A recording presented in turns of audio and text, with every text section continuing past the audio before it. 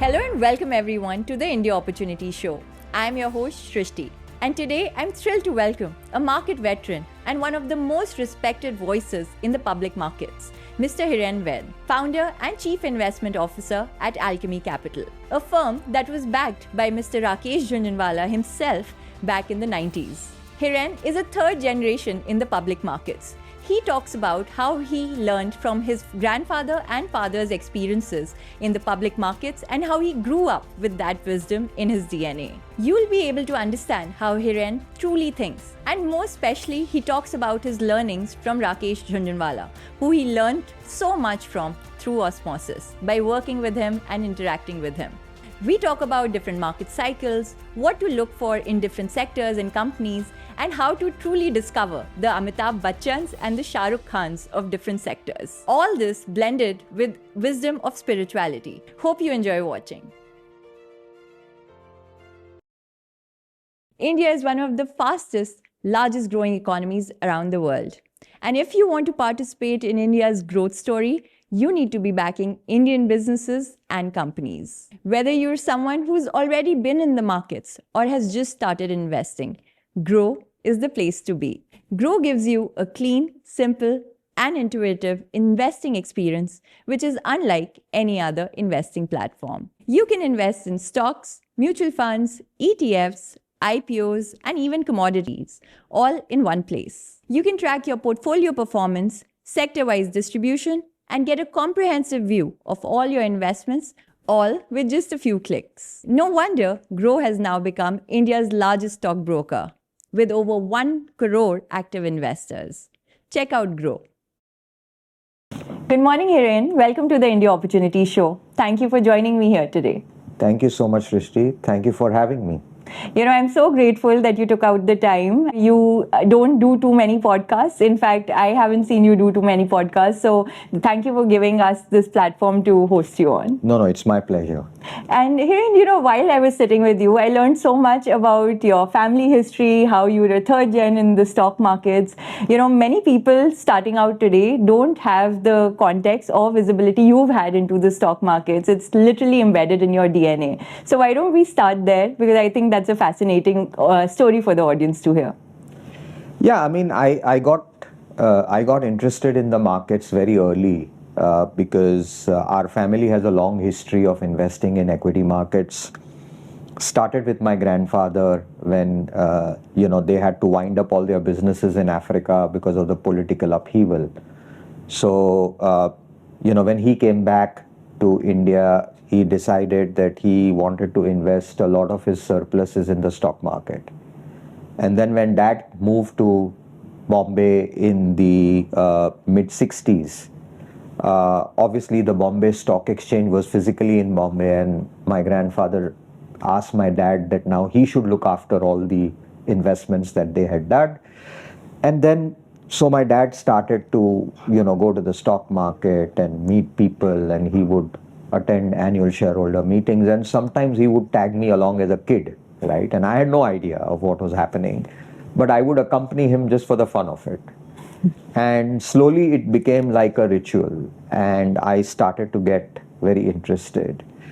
And 1978 was like a watershed year for India's stock market because a lot of the MNCs were forced to either quit India or to list. And that's when a raft of IPOs of many MNC companies, happened in 78 and 79.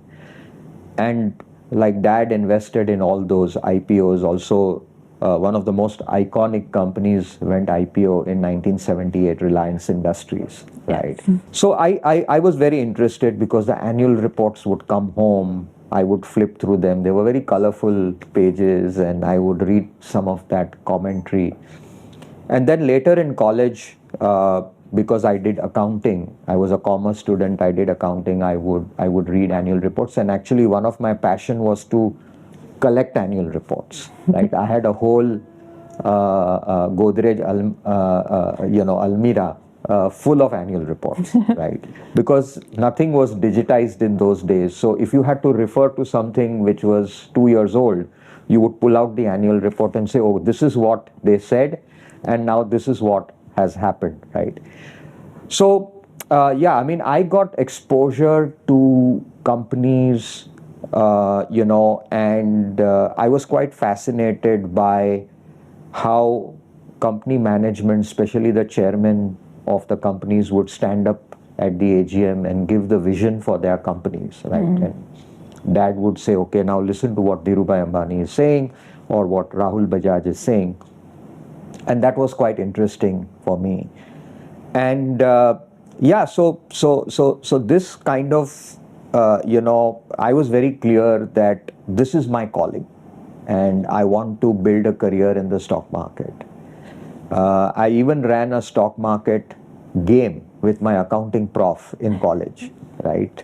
So we would play with paper money and we would do buy and sell transactions, and our accounting prof would keep the accounts, and at the end of the year, whoever made the most profit got a princely sum of 10,000 rupees, right? So that was the inspiration. But I loved to kind of read about companies and sectors and why stock prices go up and down. And I think over a period of time, I started to get a hang of it. So yeah, those were the early days, and the inquisitiveness to learn about so many businesses is as alive today as it was 30 years ago. That's so fascinating to hear, because you were just saying that, there was no Excel. You literally had to do paper-based calculations back in the day, keep a track of everything. Yeah, our first job early in the morning was to read the 6 pink papers, right? And, we would mark out all the company-related articles that would come, anything that we thought was relevant for a sector. And if there was some data embedded in the news item, then those paper cuttings were cut and filed away in physical files, right? Because back then computers were not still in vogue, and we had to keep physical information in files tucked away.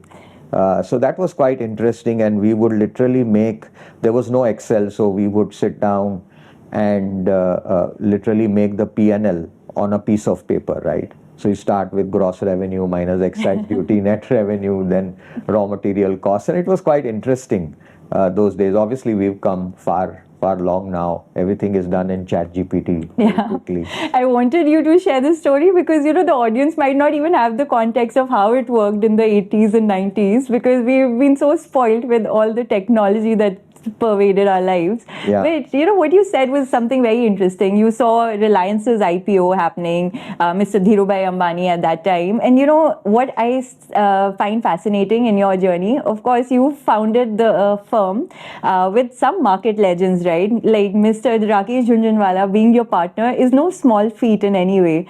Of course. So take us back to that time. It's the other way around. I'm fortunate that I was part of a firm. But no, I think actually I'm one of the co-founders. The firm was initially founded by two of my very dear friends and now partners, Lashit Sanghvi and Ashwin Kedia. And it's a fascinating journey that, I met them at a very chance meeting in 1991, October, at the annual shareholder meeting of United Phosphorus. I didn't know them, they didn't know me, but in the good old days, as I said, the way you did research was that you bought 5 or 10 shares, and that gave you the ability to attend the AGM of a company. And we were one of the kind of non-employee shareholders who had traveled all the way from Bombay to Vapi to attend the annual shareholder meeting. And we just had a common objective to ask a lot of questions to the management about the business, right? Because there were, in those days, in the early 90s, there was no conference calls and no research meetings, So how do you know about, so you would go, you would befriend the management of a company, you would try and ask a lot of questions, get as much information as you could lay your hand on. So that's where I met them, and we became friends, and we were friends throughout. And it was 9 years after we first met, and I had worked with 2 other firms, and I thought that I've had enough, and the entrepreneur bug bit me. And when you take these career defining decisions, you sit with your best buddies and friends and break the news कि अभी मैं छोड़ रहा हूँ, अभी कुछ अपना खुद का करना है. Yeah. And then, over several discussions, an idea hit upon that, we've known each other for many years. We have a common passion for markets. Why don't we start a portfolio management company? And that's how Alchemy came about. And RJ was already a partner with Lashit and Ashwin. And then I became the fourth partner in the business. But I think it was quite fortunate that he had the vision back then. Private equity investing is in vogue today. Yeah. He had the vision to do it back then, to back young entrepreneurs like us, who were literally greenhorns in the business, right? But he had the vision. He was bullish on India. He was bullish on India's capital markets. And he thought, if you have young entrepreneurs who can do business ethically, then he would want to back it. And that's how where Alchemy is today. So yeah, I'm part of that journey. That's so fascinating to hear because, obviously at that point in the 90s when you were meeting all these people in AGMs and, partnering with them, no one could have imagined that the Indian equity market would play out the way it has, right? Like we were just talking about before we started that it was literally looked upon as sattebazi, like Correct. gambling Yeah. in the markets. It wasn't supposed to be a structured industry that would see like such a leapfrog and exponential growth which has happened. Talk to me about that time. What was the lay of the land really like? How were some of these interactions when you were having those in the 90s? That must have been a very different time to have experienced in Ghana. Yeah, I think, in those times, merely having access to information itself was a competitive edge, right? Because information was not easily available. You had to go and look for it, right? Yeah. So, you attend AGMs, you read annual reports, there were industry associations. I remember me and my partner Ashwin, we would go to the Polyester Filament Yarn Association and collect production data from there. Or the Cement Manufacturers Association, because all the producers would send their production figures there, right? And all this was not very easily accessible. So how do you get access to data, right? And we had to literally go to every source of data. It was quite interesting. In those days, there were only half-yearly results, so September and March. And the results were put up on a notice board in the stock exchange. There was an area where there were many notice boards and they would pin up the result physically. We would go with a notebook, quickly write down all the results because everybody would declare results and there was not enough space. So the peon would come and remove the result the next day or after a couple of hours and then put another. So we didn't want to lose the ability to have. So in those times, a lot of our effort just went in getting access to authentic, good quality data. Today, you don't spend any time. Yeah. Data is available at a click of a button, right? So you're spending more time analyzing that data or thinking about businesses. But we had to spend a lot of time just getting access to data at that point in time. And also, how do you understand the vision of the founders, right? I mean, some businesses were very accessible. Some businesses were not, some managements were not very accessible, right? And we had to travel far and wide. I mean, we would go to, if we had to study about Ramco Cements, we would travel all the way in a train to Chennai, from there go to Rajapalayam and attend the annual shareholder meeting of Ramco Industries. And then you started to meet lot of good investors who are also doing the same thing. They would, you would meet new people, you would start interacting with them, and then you start learning. So it was a different era, and just like today, even back then, we used to collaborate, and there were so many other smart investors who were there, Durgesh Shah, Nimish Bhai, Vallabh Bhai, Rakesh Jhunjhunwala, Radhakishan ji, right? And all these people were legendary investors. And if we ever got a chance to just sit next to them and hear what they had to say, that itself was like somebody reading the Gita or the Bible to you. That's so true. Because I was sharing with you that watching Mr. Ramesh Damani and Mr. Rakesh Jhunjhunwala on TV is how I got started in public equities. And, I named the show The India Opportunity. And I get it from RJ straight, right? Because there's been no bigger believer in the India opportunity compared to him, in my opinion, in the public markets, for sure. Absolutely. I mean, I think a lot of the things that he had envisioned and said are coming true today, right? Nobody believed that Indian investors will invest in equities. Now the whole SIP revolution that we are seeing, the amount of household wealth that is coming to equities. I mean, he saw that many, many years ago. Any favorite stories or memories that you would like to share? About him? Yeah. Yeah, I mean, there are many. And I think that, his one-liners had lot of wisdom in them, right? And like when people used to say, kab aayenge, like today, for example, a lot of people ask a question, when will the FIIs come and invest? Yeah. And if somebody would ask him, he would say, agar ladki sundar hai to sab aayenge.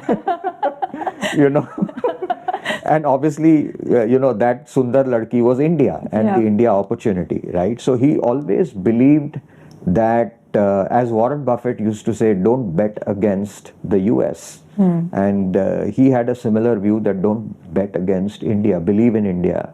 And especially at that time, a lot of the interactions were very interesting because a lot of the so-called very well-educated Indians who went abroad and studied abroad and worked with foreign institutions would come and speak very crisp English and say, oh, this is the problem with India, and and they would talk about 10 things which are not right with India.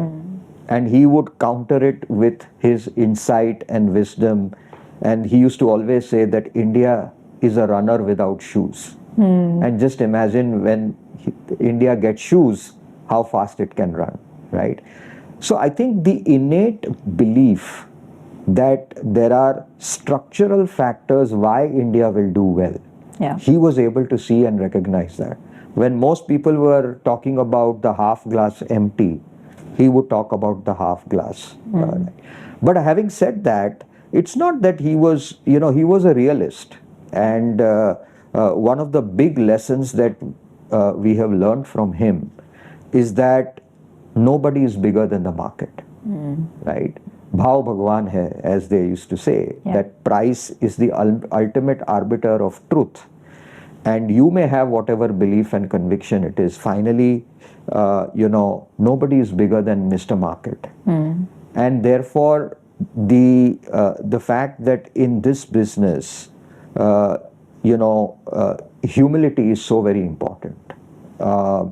In every sentence, I'm sure if you read or heard a lot of his interviews, he would say, this is what my belief is. And he would say it with great conviction, but he would add one thing which is said, but I have the right to be wrong. Right?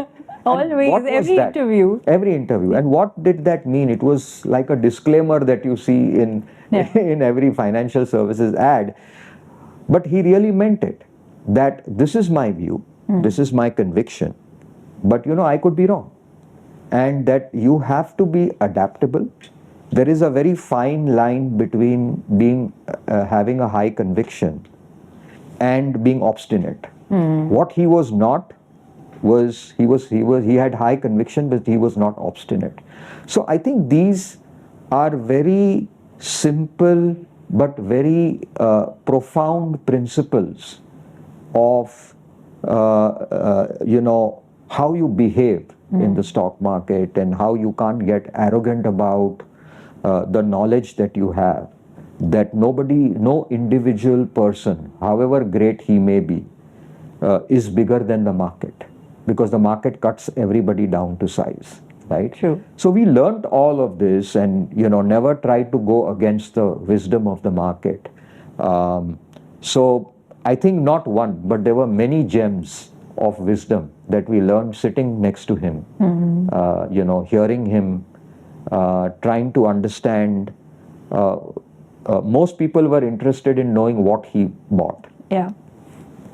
We were interested in knowing why he bought, right? Because that was more important. How he thought was truly exceptional. I remember him making a case for PSU banks back in 2018, 19 Yeah. is when, he would come on TV and, keep talking about it. That's when I bought into it. So, and I have him to thank for it for sure. But the reasons that he would give about, investing in that story. And at that time, stocks, I wouldn't name stocks, but, he was just comparing the PSU banks to, say, the privately held banks and talking about how some of the same assets had been built in PSU banks and were the valuation mismatch, right? Correct. And when you understood the rationale and the thinking behind it, you would be like, yeah, this is an obvious thing. But Correct. you needed to hear from his perspective to realize that.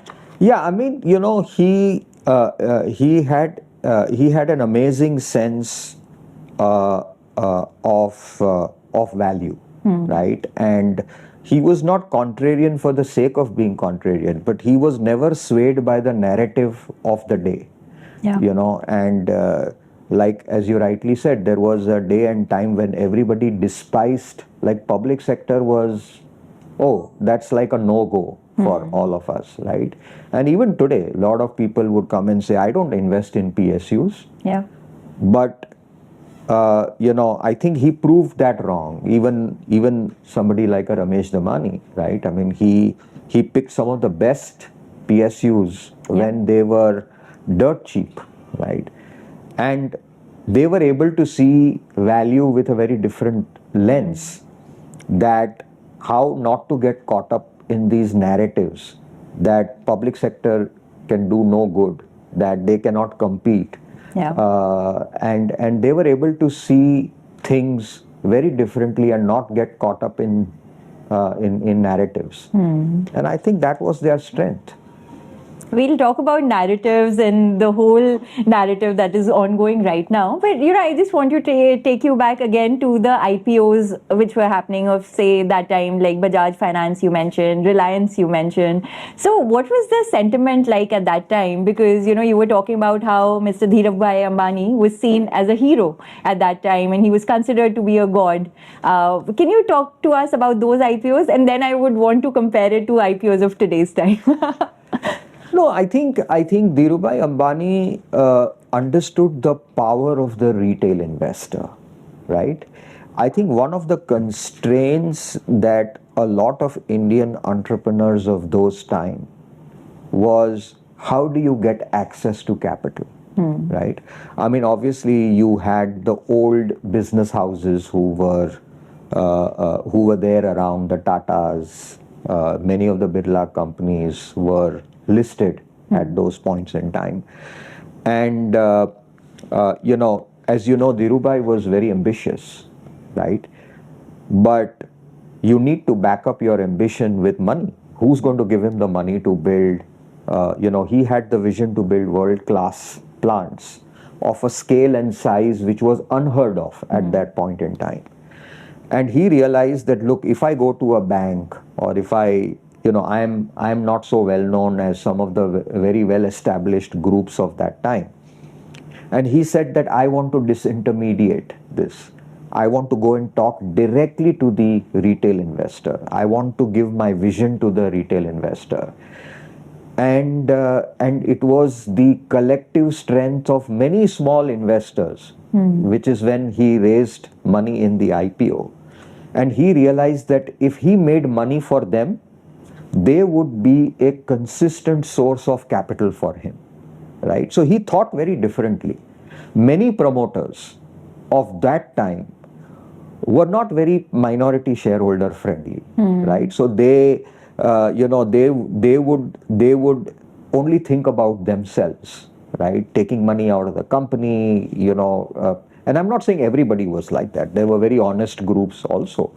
But nobody thought about the well-being of the retail investor and the fact that was a big harnessing the power of one investor, even if he invested in 10 shares or 100 shares, and the collective strength of that, what it could do to his vision and finance his vision, I think that he brought that revolution, right? So, yeah, I mean, in those days, again, IPOs were a way to participate in many good companies. And I think India today is unique that we have the largest number of MNCs listed in India. And that was thanks to George Fernandez in 1978, where he forced many of the MNCs that either you have to get out of India or you have to list your businesses. And that's why today we are fortunate that we have, we can invest in a Glaxo or a Lever or an ABB or a Siemens. Many of these or a 3M, many of these multinationals are not listed. They are only listed in their parent jurisdictions or countries. They're not listed here. But we got the ability, retail investors got the ability to invest in these great franchises, right? So I think that was a revolution that opened up the doors for IPOs, that meant that Indian entrepreneurs could come and raise risk capital. But it was still, I would say, a preserve of the few, right? Because it was not easy to go IPO in those times, right? And India has always been a capital scarce country. Yeah. I think that is changing today, right? That today capital is available. There is domestic savings that is available today. Family offices, HNIs are funding a good idea. If there is a good idea, people are willing to provide capital. We have a very flourishing startup, VC, private equity ecosystem alongside public markets. So today, I think entrepreneurs, one thing that has changed back then and today, you had to have credibility. You had to have some standing to be able to raise capital. Dhirubhai changed that. Today, I think if there is a good idea, capital is available. But let's talk about the IPOs of today, because, I think in 2024, India was seen as the country which had the maximum number of IPOs. And I think since then, there have been so many new age companies that have listed, and, obviously the market is expanding. Some of them are coming at, say, very high PE multiples, like 100 plus, 200 plus even, right? And a lot of market veterans keep saying that, these are the companies that will possibly not be good returners for shareholders, or some are in the camp of like high growth, high momentum, and these other companies will be the profit generators and free cash flow generators of this generation. What is your thinking about, when you're analyzing some of these IPOs? How do you think about that? See, I think people are again, creating sort of a camp that says that all of new age is good or bad, right? Whether it is new age, and I used to joke in the office that eventually if these companies don't make profits, they will go into the stone age, right? That's true. And this has happened for so many companies that have come and gone. I think, okay, so to be fair, see, first of all, the basic principles of business will never change. That eventually, if a business cannot earn profits or cash flows and provide a healthy return on the capital that is invested in the business, there is no scope for value creation. There will only be value destruction, right? The only difference today is that, and this was a model which in a sense came from Silicon Valley, right? Where many investors said, look, don't bother about near-term profitability. Here is capital, and scale the business as fast as you can. And once you achieve scale will give you profitability, right? So beyond the point, operating leverage will kick in. But that didn't mean that you fund a business which can never achieve profitability. So I think when you look at the new age IPOs, you need to differentiate and say, okay, the business is not profitable today, but I can understand that inherently the business can be profitable, right? And I think today's entrepreneurs in some of the businesses are willing to say that I am willing to spend upfront to acquire a customer and to achieve scale. And once I have a certain scale and dominance, then I will start charging for my product or service. The fact of the matter is that you can't do anything for free forever, right? So I think in some models, you are spending everything upfront. The good old way would be that you spend slowly and steadily, you want to be profitable from day one. The only difference is that it takes a long time for you to scale the business, right? So you are trying to arbitrage for time. Are you willing to spend disproportionately today to build the scale? But what is important then to ask about these businesses is that, is the customer willing to pay for that service or product, right? So whether it was when e-commerce became the rage and people started giving deep discounts and free delivery, right? What was that? That was an investment in just acquiring the customer, right? And the Indian customer is very smart. Till the discounts were there and the delivery was free, he came. The day the discounts went away, the customer went away. If you are building a business like that, that's not a business. Because there's no loyalty inherently. There's no loyalty. And today, for example, if you look at some of the food delivery business, let's take an example of Zomato, right? They also started in that manner and they said, you know, all delivery is free. Then they started to charge platform fee. It started with 2 rupees, then it moved to 5 rupees, then it went to 8 rupees, then it went to 10 rupees. And if you were able to, and the customer was still using your service by paying 10 rupees, and if earning that money, you can prove that you can earn profits and cash flows, then that's a real business, right? So I think that in assessing these new age businesses, you need to understand that how much is the entrepreneur willing to spend or burn money today to acquire, and do you believe genuinely that after a certain point in time this business will make money and cash flows, and therefore what are you willing to pay for it? And because you can't see P&L and cash flows on day one, it's a loss making business. So a lot of people, and it's fair, like some people have a framework which says that I will not buy a loss making business. I will wait, let it become profitable, and then if it makes sense I would buy. But there are several investors who are willing to take the bet by saying that I am okay to invest in the business. Now, let me give, it's the same example of Zomato, right? Zomato, I think, went IPO at 75, the stock ran up to 140. And then at one fine day, they decided that they wanted to buy Blinkit, which was again another loss-making business. And the stock fell to 45, 50 rupees. Some of our friends bought it at 40. And then I also bought it. We bought it at that time, right?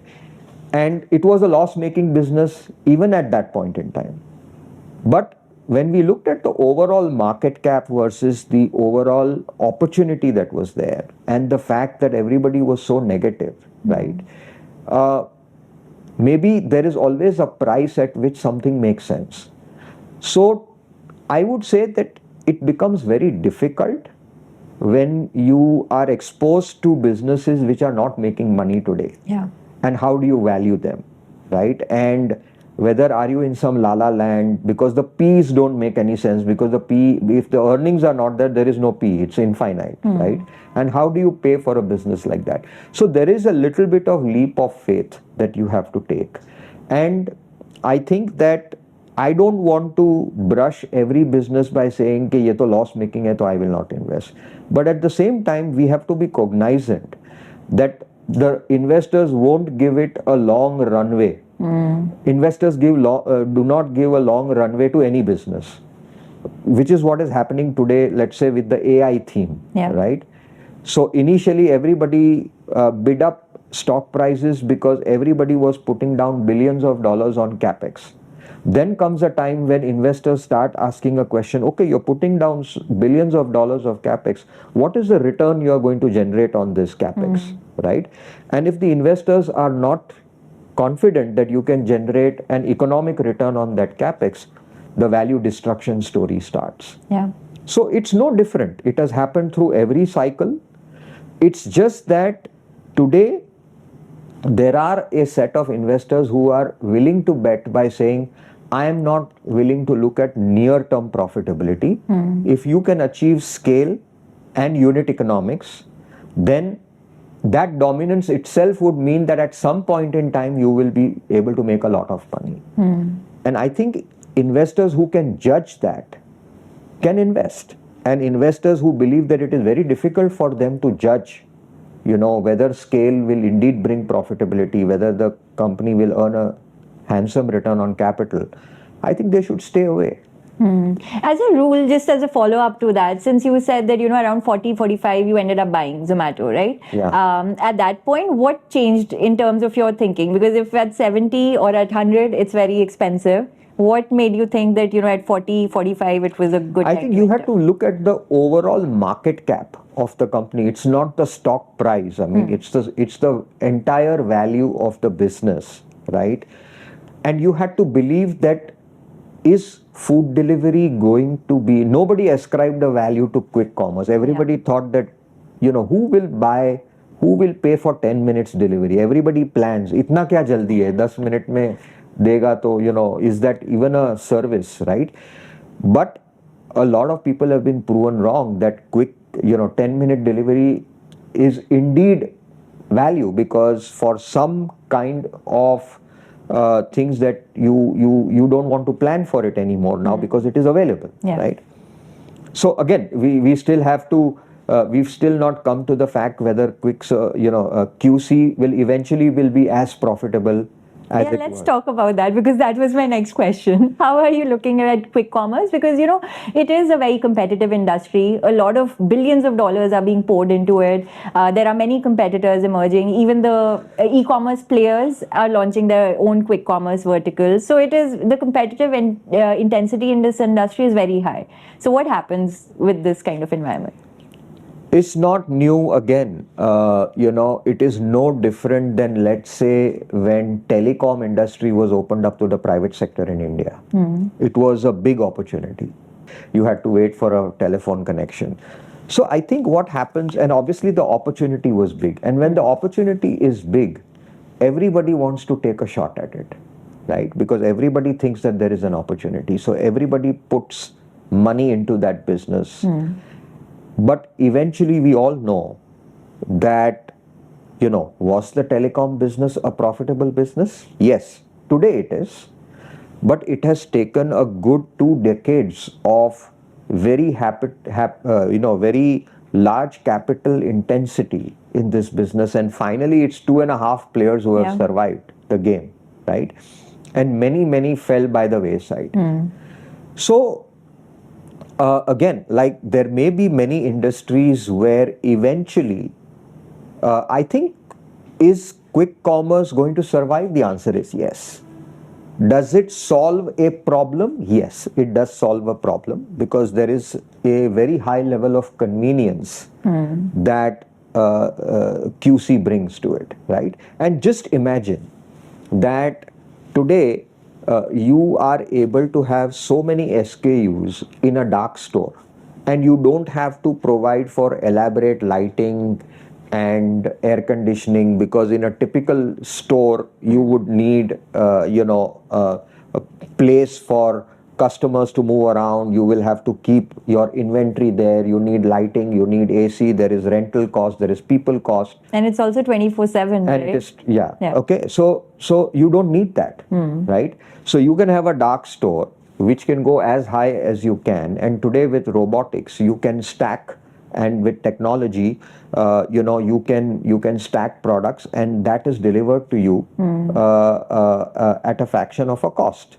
right? And within 10 to 15 minutes. Now, will all products move to that? No. But we are seeing that as people gets used to convenience, they don't want to step out. Yeah. Right? But therefore, and everybody thinks this is a great opportunity because India retailing is a $850 billion opportunity. Maybe 15 to 20% of that will be the TAM for QC. Yeah. At least today. It could be higher, maybe tomorrow.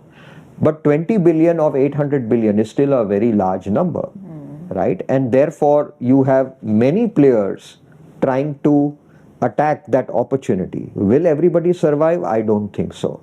Will the competitive intensity be very high as we are seeing today?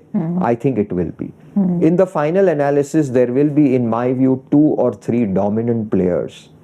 And I think one thing which is unique about some of these hyper growth new age industries is, and you can see it anywhere globally, that the number one player not only gets the disproportionate size of the market, he also gets the disproportionate share of market cap. Yeah. The number 2 is a real distant number 2, and then the number 3, and then the rest vanish, right? So it is very important that in this business, you also get to a judgment of who is finally going to win in this game, right? Who has the standing power? Who has the ability to raise capital? Because beyond execution, one of the things in the new age business is, one of the competitive advantages is ability to raise capital. If everybody says, I'm sitting with $2 billion in my balance sheet, now come on, let's play the game, right? Not every entrepreneur is able to raise that kind of capital. And whoever raises capital and is able to execute probably has a better chance of making it to the top. Yeah. So I think you need flawless execution, and you also need the ability to tell your story and raise capital, right? Both are equally important. If you just have one and not the other, this won't work in a new age industry. And shareholders might not have 2 decades of patience also, right, to wait for the stock to turn around in one Correct. sense. Absolutely. So right. do you think the timeline will be shortened in terms of, seeing the winners emerge faster, or because, it is the new age tech business, so can that timeline be condensed? I have seen this across many sectors, and I've coined my own theory around this, which is what I call version 1.0 investing and version 2.0 investing. Tell us more. Right? Version 1.0 investing is when you invest in a blue sky situation, right? You only, everybody is enamored by the sheer size of the opportunity and what it can do, right? It's like what people think about AI. AI will change the world, right? And you hear the best of the best technology companies putting down billions of dollars in AI, and you think, wow, like this is going to change the world, right? And in version 1.0, anything to do with AI does well initially, right? So you just play the broad trend. And this has happened not only in high tech, it's even happened in very simple, hardcore physical businesses. There was a time when retailing, organized retailing was looked upon. Oh, India mein organized retailing is like forever. Version 1.0. I remember companies used to say, I'm going to add this many million square feet of retail space, and the stock price would go up. Nobody cared, okay, are you making cash flows? What are your margins? What are your inventory turns? What are your inventory loss ratios, right? All the good things that determine the value of a good retail business. Yeah. Nobody cared about it. Everybody was playing the big white space that is available in retailing. This is what I call as version 1.0 investing, and believe you me, it has happened in every new sector. It happened in software. So before 97, 98, anything you tag the name software behind a company and the stock price will go up. Then at some point in time, reality sets in, right? People start asking hard questions. Where is your profitability? Where is your cash flow? What is your return on capital, right? And then, that something happens in the macro environment and the whole sector crashes. Yeah. Like it happened in the tech bust. And then the dust settles, and then version 2.0 happens. In version 2.0, it's really the high quality survivors who actually build enduring value, right? Because they are the ones who execute. They are the ones who have the real business model. They are the ones who can tell the investors that I am actually making real cash flows, right? Where execution matters, where the tiny things that create value matters. And every industry goes through that. And the same will happen with AI as well, right? Because the opportunity is so big, sometimes a lot of people will say that I cannot be left behind in that opportunity. I have to bet. So every tech company or the mega tech company worth its salt in the US cannot be seen not being participating in the AI race. Because if not, the investors will hammer you, because they'll say there is no AI play, this is the next big thing, you are not positioned for this, right? So everybody today is putting down money. But will everybody win the game? I don't think so. A lot of money will be lost, a lot of value will be lost, but the 1-2 people who will survive will make it. And I can give you that example. Let's take the EV two-wheeler industry, right? You had the traditional players, TVS, Bajaj, and then you suddenly had new entrepreneurs who came from nowhere. Ola came, Ather came, right? And at one point in time, Ola took a 45% market share. They were leading in the category. They were leading in the category, right? And you know what price the IPO went at, right? But this business demands certain capabilities, you know. So what is your after service capability? What is the quality of your product? What is the reliability of your product, right?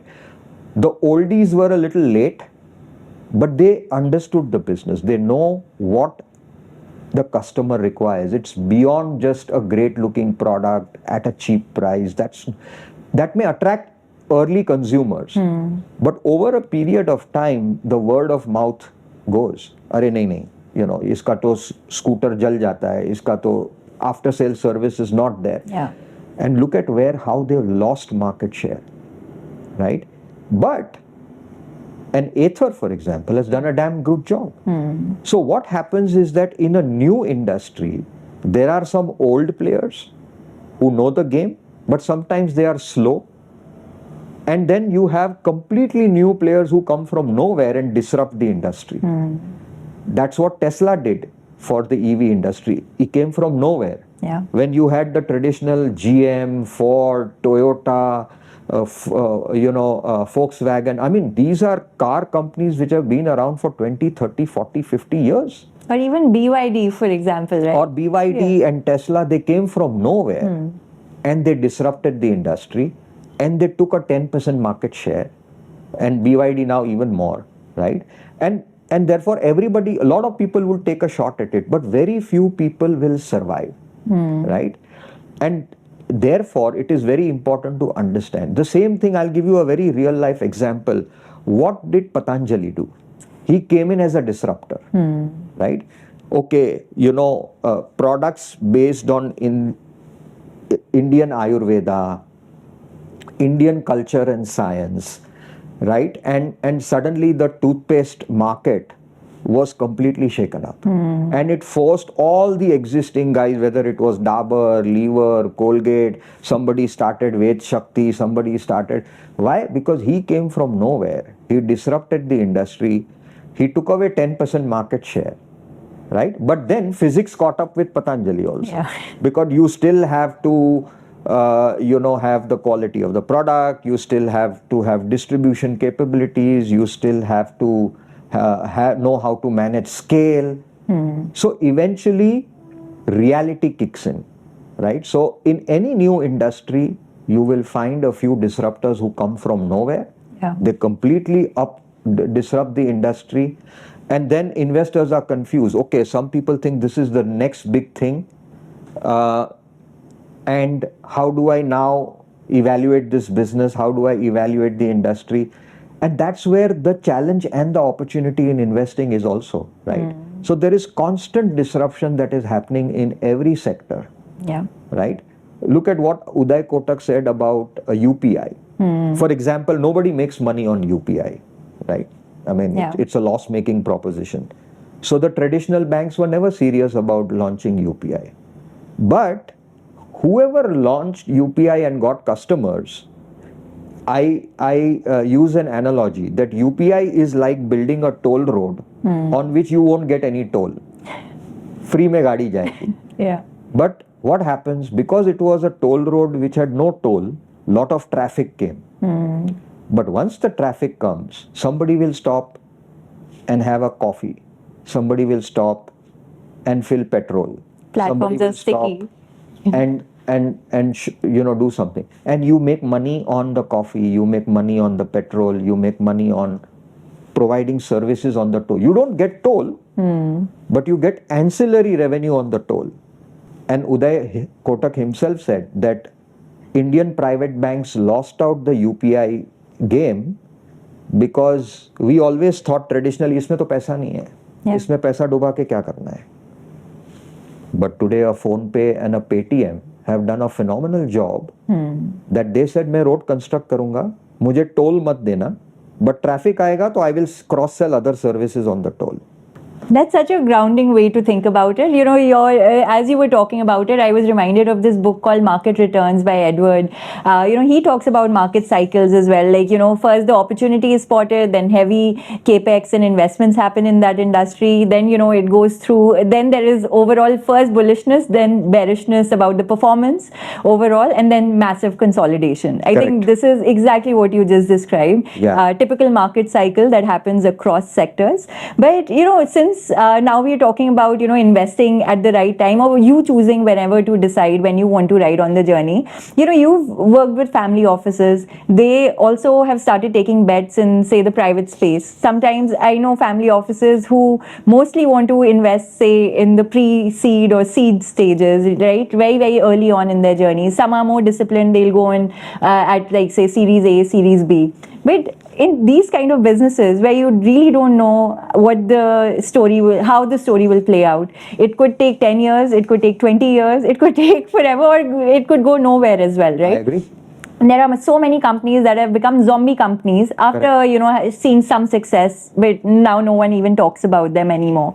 So what is a good time to exit or get out of that opportunity? So we can take Zomato's case like you were talking about, or what would the signals be in your mind to figure out when one should exit an opportunity?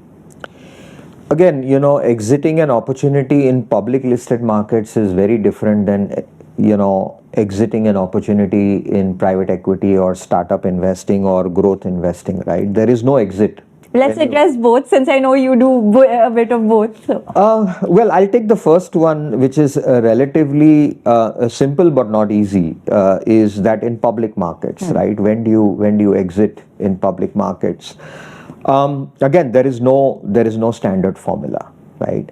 I think what we have, at least I have observed over the last so many years, is that most of the time is spent on predicting earnings, and that also is fraught with a lot of uncertainty because it's not very easy to even predict earnings, but a lot of effort goes into predicting earnings. The real fun is in trying to assess the value of the business.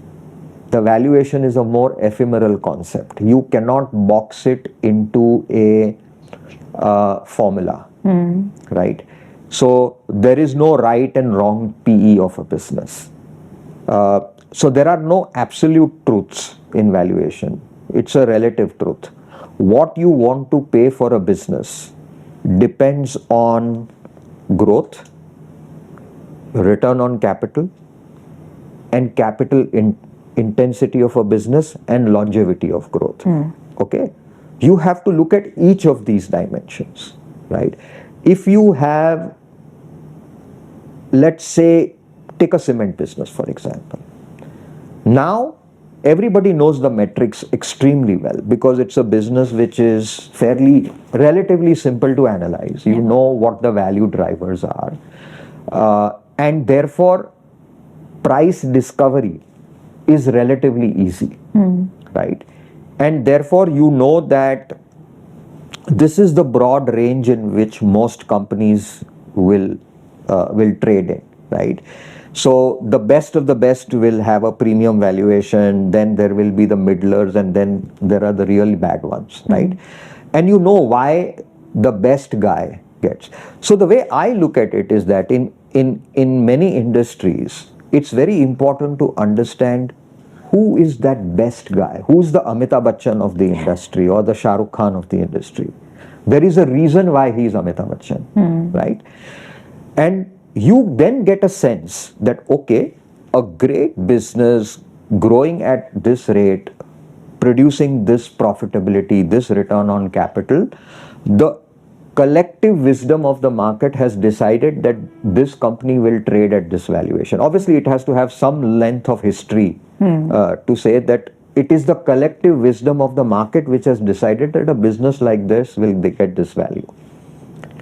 And then when you are evaluating another business, you say, okay, what will this business be valued at if the best in the industry is valued at this, right? And then you say, no, but my company is growing faster than the best in the industry, margins are faster than this. And you could argue that, will I get a higher multiple than the best of the best, right? So valuations are both absolute and relative, and that's what makes it very challenging. So I wish I could give an answer. It will probably take days to take many examples to explain how do you value a business. But I think that when you exit a business is when two or three conditions are in play. One is where you believe that with reasonable visibility, not like a 10-year view on the business, right? With reasonable visibility over the next few years, can you justify a business? What are you paying per unit of growth, right? So not just the PE, but the PEG of a business. Also, do you believe that the business will be as attractive or more attractive than what it is today? So is the return on capital or the ROE of the business improving or deteriorating? Yeah. And sometimes that happens when the competitive intensity increases. You may be a great business, like it happened in the case of Asian Paints. Yeah. Great business, superb management team, long track record of superb execution, but people didn't make money for 5 years. Why? Because the competitive intensity increased. Until it is settled whether the new competitors will be able to come and take market share, till when will returns be suboptimal, until you settle that, right, there is no point of buying the business at a very high valuation because now things have changed. You could argue that you could still hold or buy Asian Paints as long as the competitive intensity had not increased. But once the competitive intensity increases, there is a new variable that has been put into play, and you have to start assessing the business. What is the risk reward, right? What if the new guy comes and plays a price game for the next 3 years? Yeah. Right? What happens to the business then? Not that the business becomes bad, but your returns will evaporate, right? So the day you think that the competitive intensity is increasing, which may hamper the profitability of a business, I think it is a time to seriously relook at the business. You could either trim or you could exit. You could wait for things to settle down, and maybe the markets will give you a great chance to come back in. If you are doing version 1.0 investing, as I explained, where you are it's blue sky, nobody knows anything, like you don't have a real handle of how to value a business, right? You are basically playing momentum. Yeah. You can either choose not to do that, right? But if you are doing that, you have to be really careful. And it's not very easy. You have to exit when the music stops, because then everybody will try to exit through the same door. The simple rule of thumb that some of the wise people in our industry have told us is that when you are doing version 1.0 investing, you don't know how long this party is going to last. If a stock corrects 20 to 25% from the peak, ask no questions, take your money or cut your losses and go home, right? Again, you require that level of discipline if you want to do that. So I think, as I said, that it depends on the maturity of the business, right? So the beauty about the listed markets is that at least there is an option for exiting. And that doesn't mean that you have to exit. I mean, we have invested in businesses for 15, 20 years, right? But we believe that, it still makes sense to hold on to these businesses because they will keep compounding. Yeah. Maybe initially the rate of compounding is very high because the business is usually not so well discovered. Everybody doesn't know the story. Over a period of time, once the company starts to deliver numbers consistently, everybody's attention will come onto it. And then there is over ownership. So that's another point in time when there is too much of positivity and everybody owns it. And then you have a disappointment. You will see a very serious reaction to it, right? And therefore, I think that valuation cannot be seen in absolute terms. It has to be seen in the context. Yeah. And those contexts are varying contexts. What is the competitive intensity context? How well owned is the company? Is everybody bought into the story and everybody is looking at the same, great future about the business? And if there is a disappointment, what will happen, right? Are there any comparables in the business? Sometimes what happens is that there is a new company in a relatively new business, but that's the only company that is listed. Everybody will pile on to that business and the valuation that the business will command is very high. Yeah. Looking at those valuations, other people running similar businesses will also go IPO because they will say, "Arey, isko itna PE mil raha hai, to main bhi public jata." That's what happens in private markets, no? Because we take benchmarks from the public space. Yeah, and that's another very risky way of looking at things because what happens is that once you have a choice, earlier you had only one company in that high growth business or a very attractive business. Tomorrow, this kind of valuation will create more choices and supply. What happens when 4 businesses like this are listed? Capital will get allocated across this because somebody will take a call, you know what, this is a better business and I'm getting a similarly great business at a cheaper valuation, so let me sell this and buy this. And that's how a derating of that business happens, right? So when you sell a business is not a very simplistic mathematical model that you can put it कि मैं 15 PE में लूंगा और 40 PE में बेच दूंगा. That's not how it works, right? You have to look at what are the relative choices you have. And if all the relative choices are really bad, then maybe that 1 or 2 businesses will continue to command a premium. What is the intensity? What is the longevity of growth? Is your business liable to be disrupted, right? Is there hyper competitiveness that will happen in the business? And therefore, when you put all of that into your framework, then you have to take the best judgment call. And finally, the best arbiter of that is the market.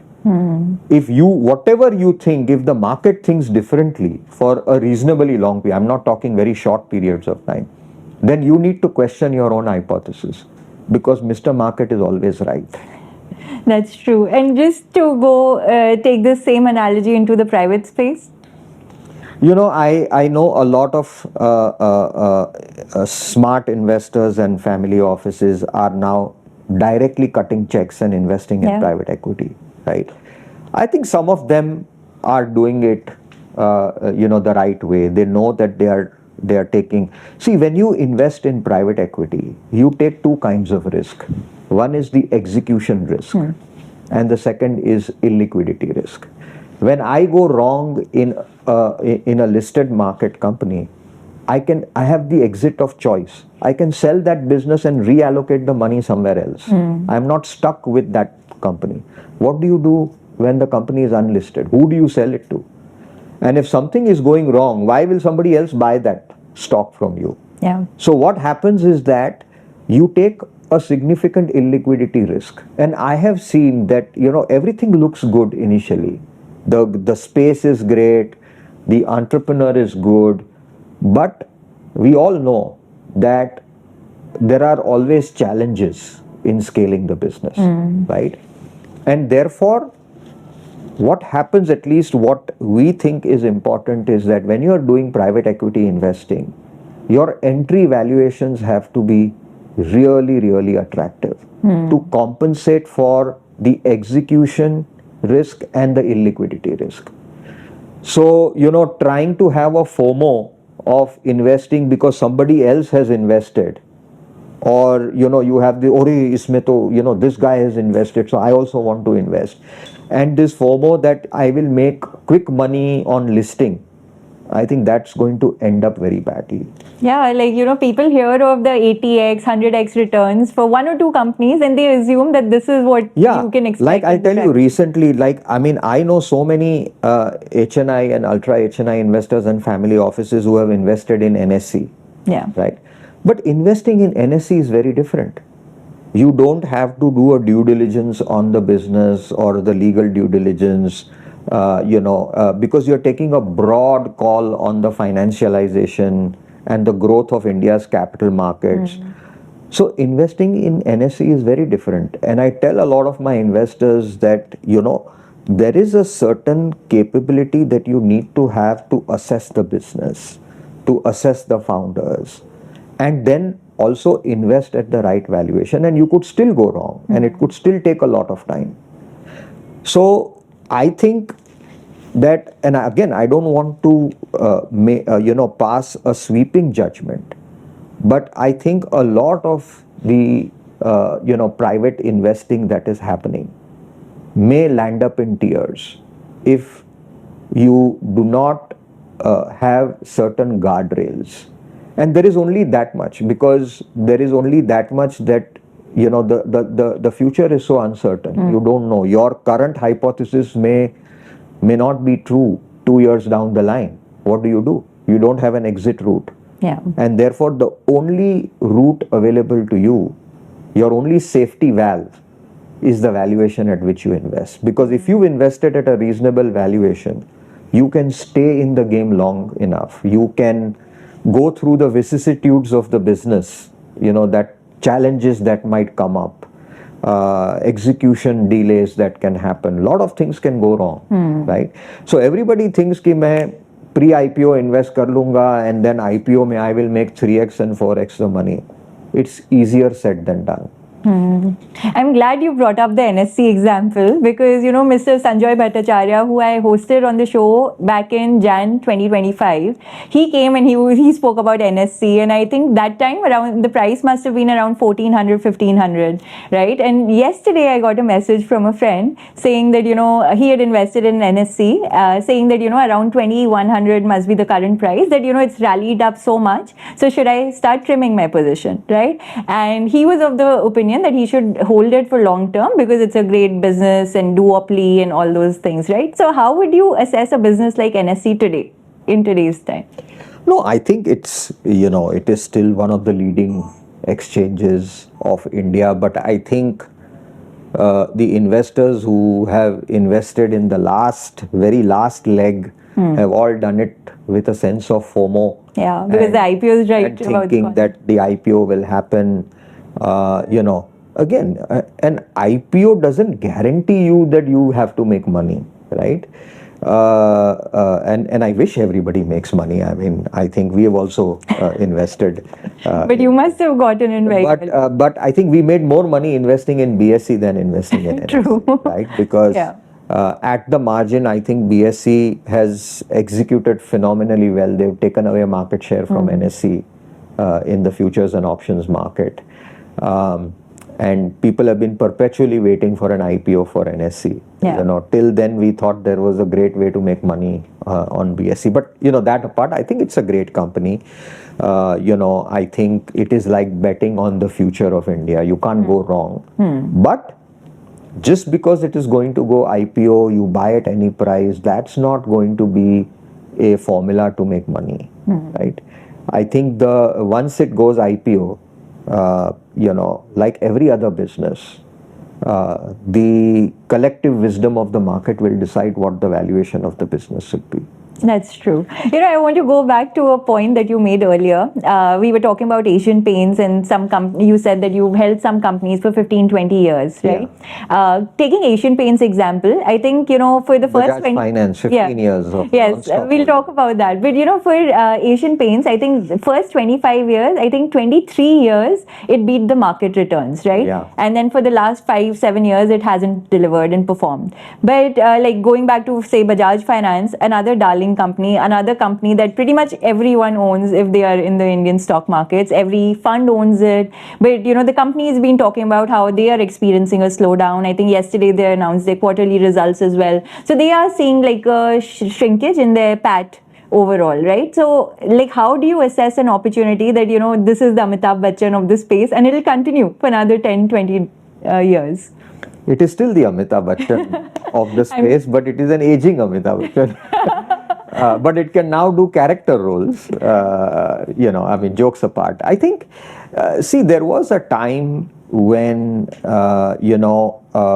Bajaj was growing profits at 40-45% compound with very attractive return ratios. And I think it is one of those rare feats of great compounding and flawless execution. So much driven, focused entrepreneurs who have built that business. Not too many businesses like that. Probably with the exception of HDFC Bank when Aditya Puri was there, and I think during his time they also executed, but not at the speed with which Bajaj executed. And they broke the glass ceiling on valuations, right? Because at a point in time it was trading at 8 times price to book. Now obviously you can't keep growing at 40% a year, because you will become larger than the GDP of a country if you continue to do that. And I think now growth has settled at a more 18-20% kind of a range. And therefore, I think some derating of valuations had to happen. So I think when you come across that, you have to be very clear, what valuations are you? So if you end up then buying Bajaj Finance at 8 times price to book, you have to be very clear that what will happen to the valuation when growth slows down or becomes a more mature level of growth, right? 18-20% per se is not a bad growth at all. Of course. I mean, I would say there are a handful of 4 or 5 companies in the Nifty who can even attempt to grow consistently above 15%. Most of them are struggling to grow single digits today, right? So I think it's still a great franchise. I think there is still a lot of headroom to grow, but now it has achieved scale. And in the lending business, if you grow mindlessly, you are actually taking undue risk. And I don't think this is a management who will still want to grow at 40% at this scale and size. So I think it is quite sensible for them to moderate. But once you moderate your growth and the competitive intensity increases, and as I said, when there were very few NBFCs like Bajaj Finance, there was a super premium multiple not only for the growth and the return on equity, but also there was a lack of choices. But today, let's say for example, you have Cholamandalam, which is equally executing superbly well, great corporate governance, great execution.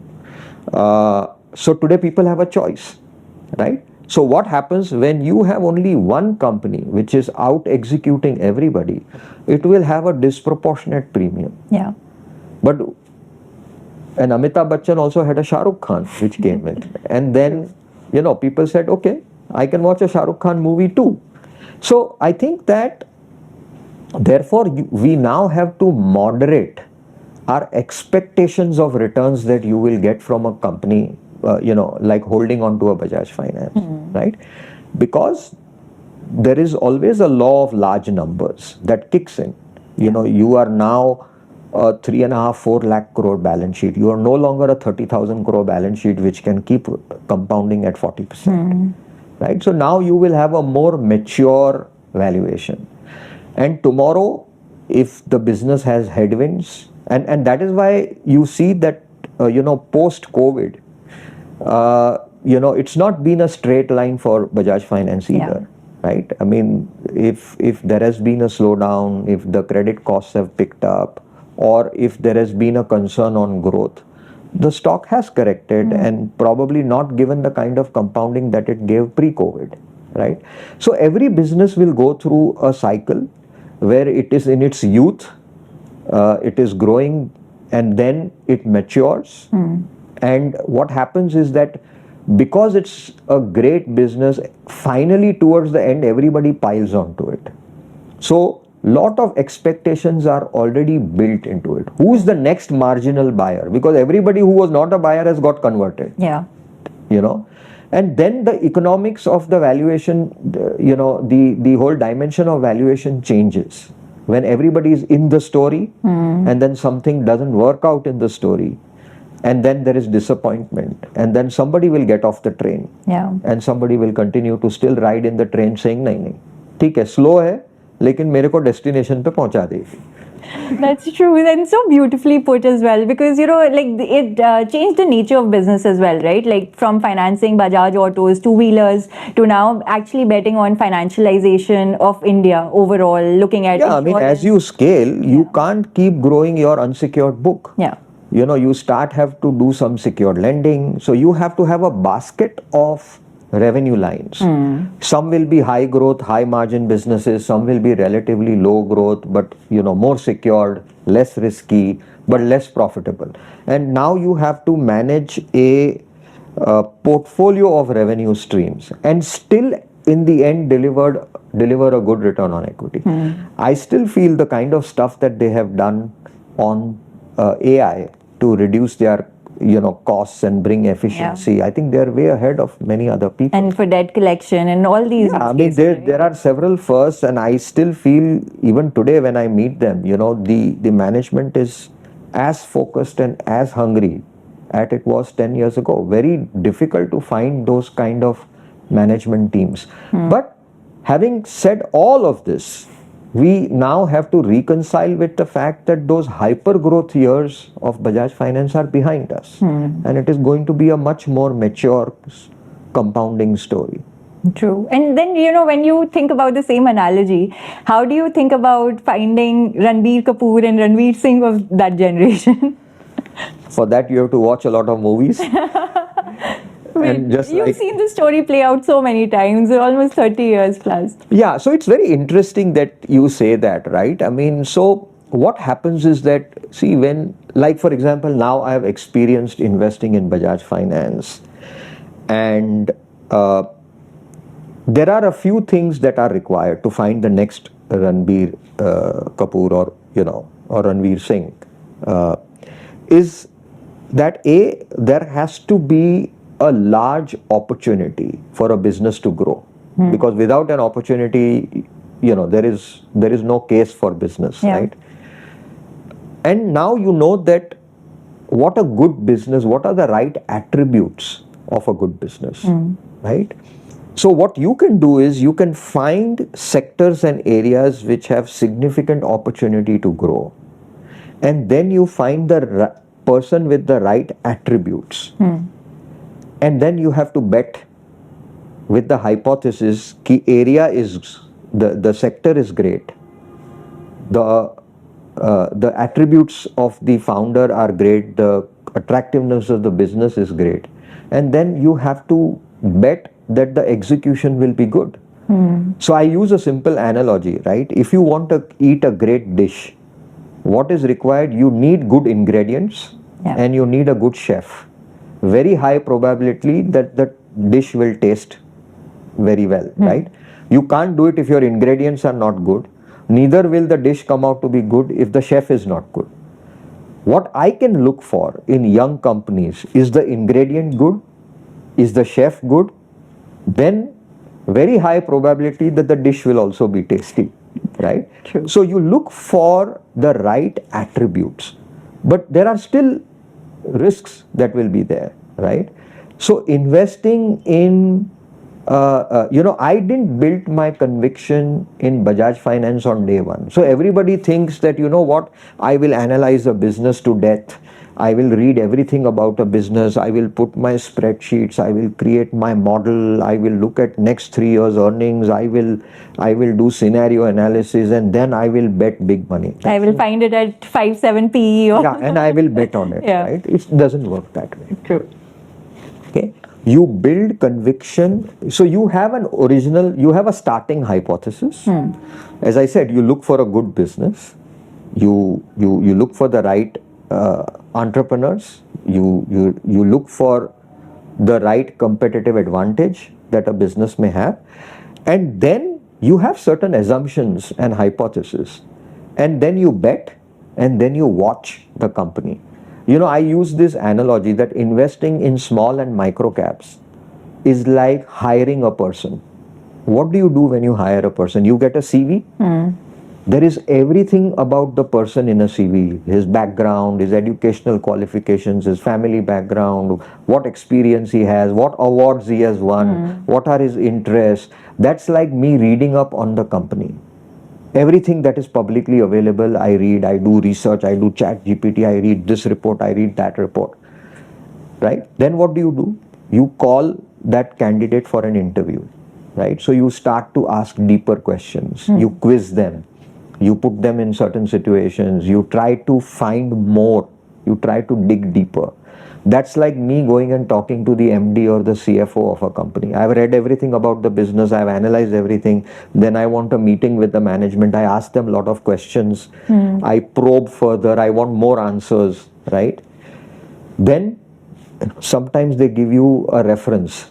So you call up that other person and say, okay, do you know this person?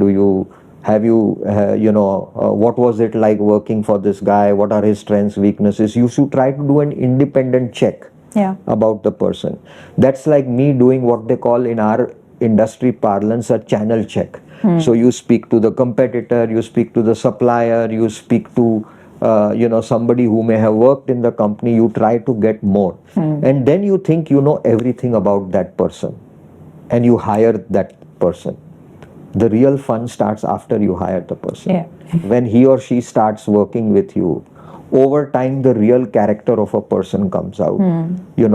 What kind of a person is he? Very consistent. What does that person do when put under pressure? What happens when there are short deadlines?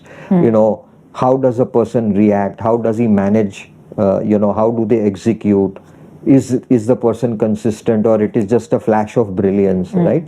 It's the same thing with a company. You think you know everything about a business because you've done all your research and due diligence. Let me tell you, you know only 25% about the business because there are so many blind spots. And the external environment is always evolving, right? Who knew, for example, COVID would happen? But how did the business react when COVID happened? What are the calls they took? What are the decisions they took? Tells you the character of a business. So over time, when I used to meet Bajaj Finance, and every time I would come out, I would say, wow, these guys are 4 steps ahead. They've already thought about things that people are not even thinking about. They are preparing for the worst. They are benchmarking themselves with the best in the industry.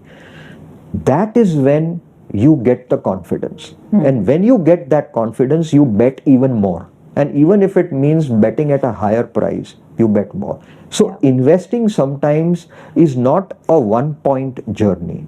You may invest and then you test your hypothesis. Is it working?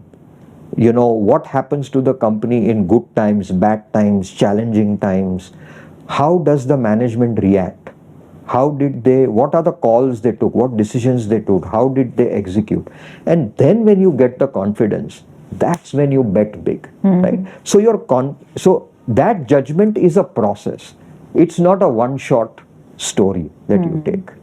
We've spoken so much about Bajaj Finance. Any other examples that come to mind? No, there are lots of great businesses, that we've invested in, which have done phenomenally well. Varun Beverages is another example of a company that has executed phenomenally well over the years.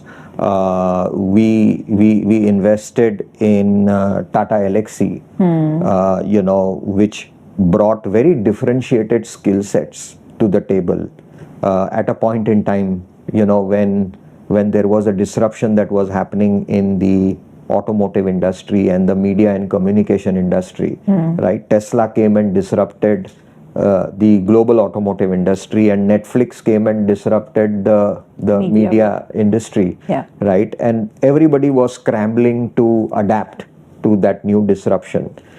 And LXC was right there in the middle, taking advantage of this disruption, because they were delivering services to all these people so that they could compete with a Tesla or a Netflix, right? So I think there are lots of great businesses which have executed year after year after year. We again, all these companies, with full disclosure that we own them and our clients own them, and we may trade in and out of these businesses, so should not be taken as a recommendation. We own another, very young company that we owned 20 years ago. It's in the aerospace business, called Dynamatic Technologies, right, from Bangalore. Is a classic example of how Indian businesses have transitioned from. So they started as a hydraulics business. And then when I met them in the mid 2000s, I met them in 2005-06. That time the small car boom was happening in India, and they were using their engineering capabilities. So they moved from hydraulics to start doing auto components for Hyundai and Tata Motors, right?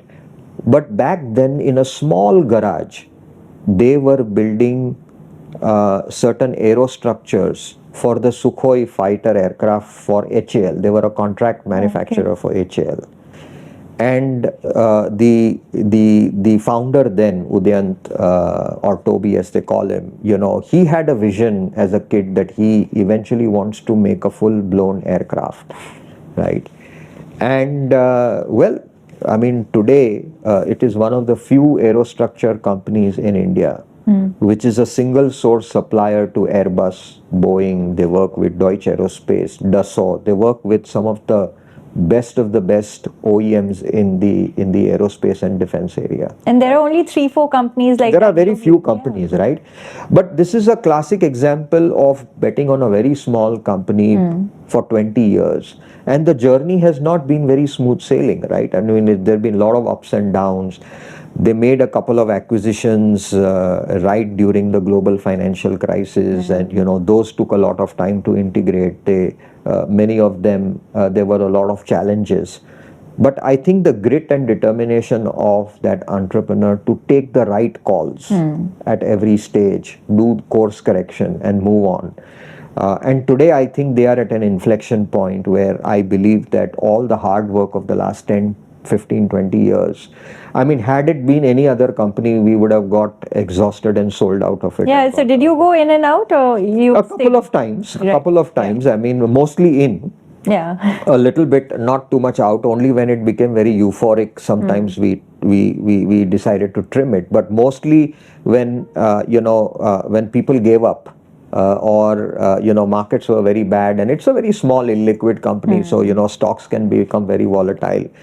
But I remember in 2013, 14, when the markets were really bad and the stock literally halved, is when we actually added substantially to our position at that point in time, because I think we believed in the long-term hypothesis and we believed in the entrepreneur, and I think we were aptly rewarded, right? So again, I mean, like, there are stories that crash and burn, and there are stories that eventually work out well in the end and pay for your patience and the pain and all the heartburn that you take. So it's not an easy fairy tale as everybody makes it out to be. Oh, everybody says you're, wow, you bought Bajaj Finance in 2010, you're still holding it. But seldom do people know that at least 3-4 times during this journey, the stock corrected 40-50%.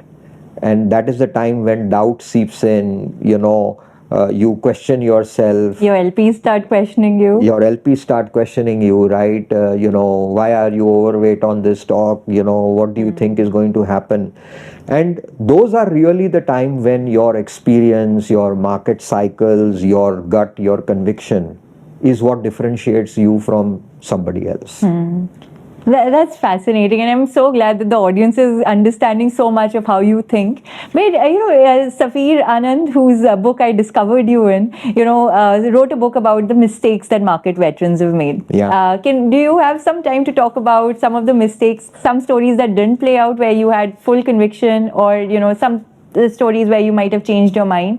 We don't have to name the companies. Just Oh yeah, there have been many. Yeah. I mean, there is never and there is never a learning unless you've made mistakes. Yeah.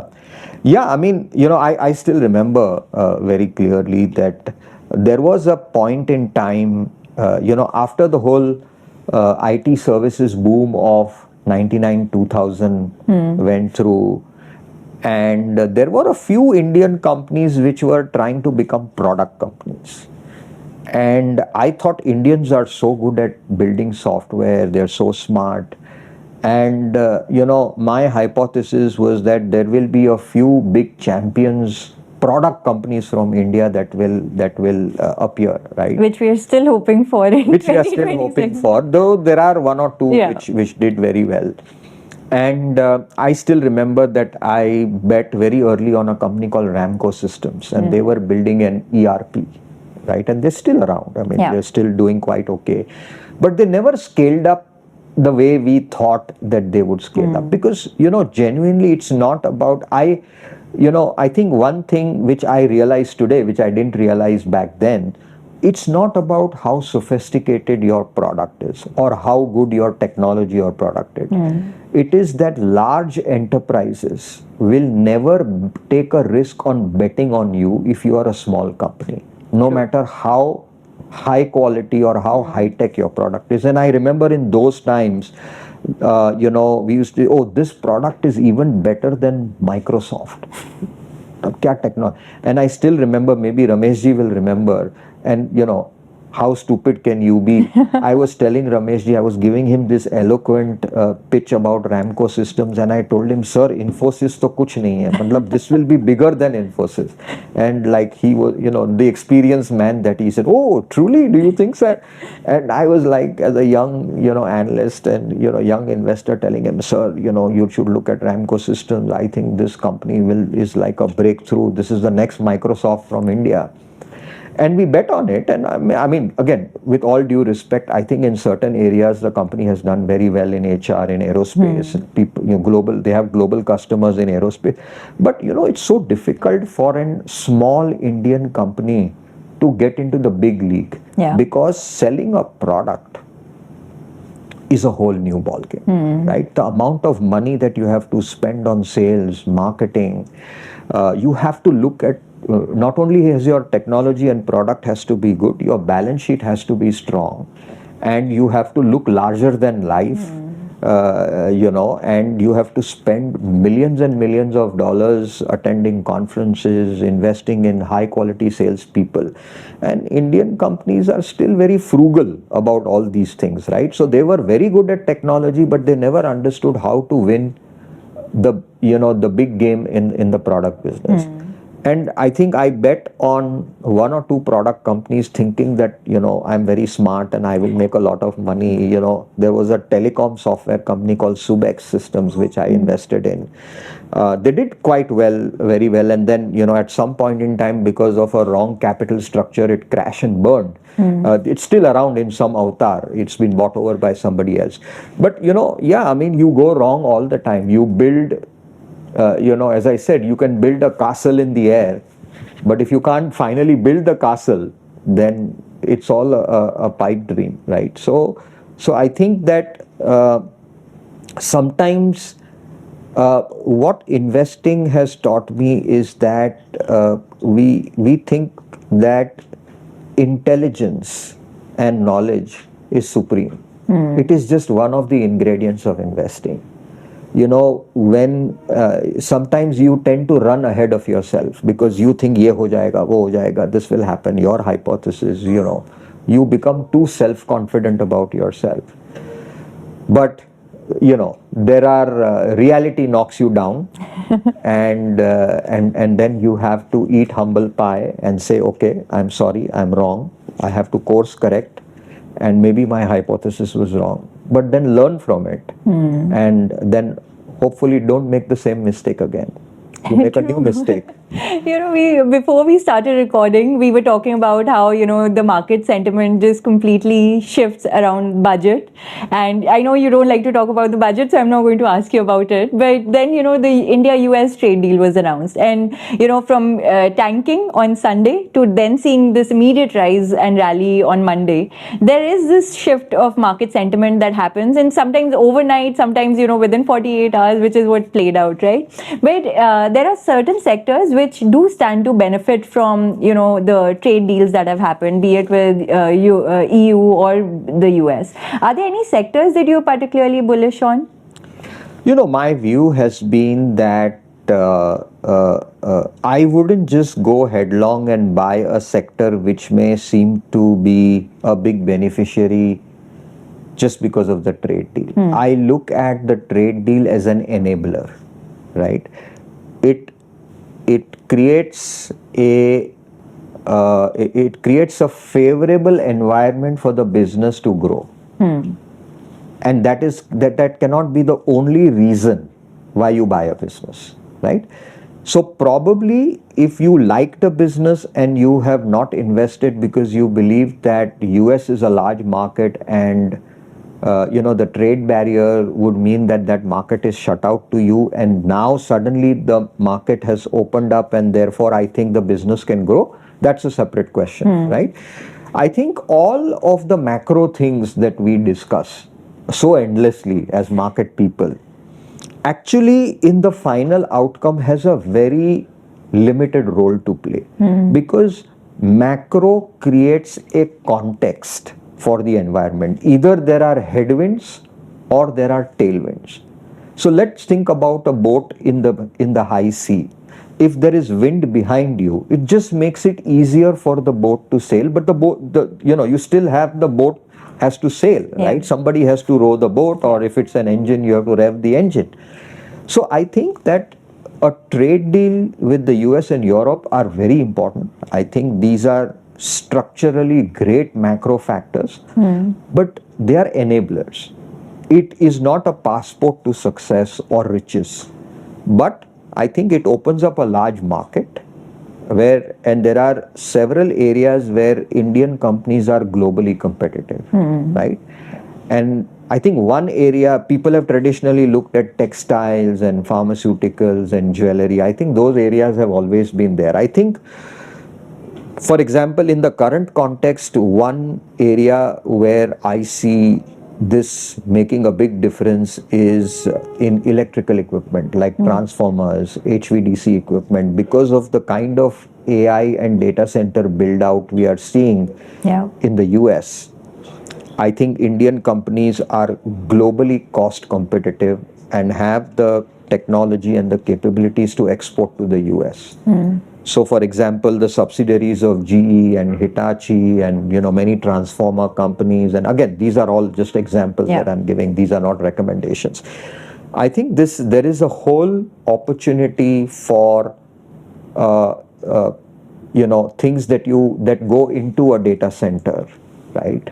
Where I think Indian companies will have a great opportunity to supply and export to the US, as well as service the India market, where I think a lot of data center capex is going to happen. So then again, like broadly betting on the AI theme in some way, right? Because but more with a picks and shovels approach, right? Because and the infra approach versus the consumer applications or because the consumer application game, I don't think there is Indian companies will benefit from it. I think the Anthropics and the the Googles of the world, I think, are better suited to play the consumer side of the game. Right? Even an Apple, for example, which is such a consumer-facing brand, has decided that they will go with Gemini and not sink billions of dollars in building their own AI. Which is very surprising, right? For for a company that has like literally is in users' hands all the time, has all the data, has all the apps. They also decided to partner with Gemini. Which is because I think somewhere they also took a call that if somebody can do it so well, right? Do I want to replicate by spending billions of dollars, or should I just partner with somebody because I own the customer, I own the brand. The customer loves an Apple product. He will buy it anyways, and I'll give him the best of, best of technology. Now, whether you want to build that technology or license it, that's always a call that you want to take. And I think they have, rightly so in my view, taken a call that, why spend another 40, 50, 70 billion dollars on building your own AI stack when somebody else has done a brilliant job at doing it. Talking of that, India is making a lot of investments in the semiconductor space, right? Like we are in the race to manufacture our own chips, and there's a lot of investment and overall sentiment and push from the government as well to find our own manufacturers in the space. What do you think will play out here? Like any broad thoughts on the semiconductor? No, I think that it is an inevitability that the whole semiconductor ecosystem in India will grow, right? Because it is so critical. And I think the world that we are now living in, and especially after COVID and the kind of geopolitical scenario that we are seeing around the world, I think every major country who has aspirations to become a global power is realizing that when it comes to certain foundational capabilities, we have to be self-sufficient.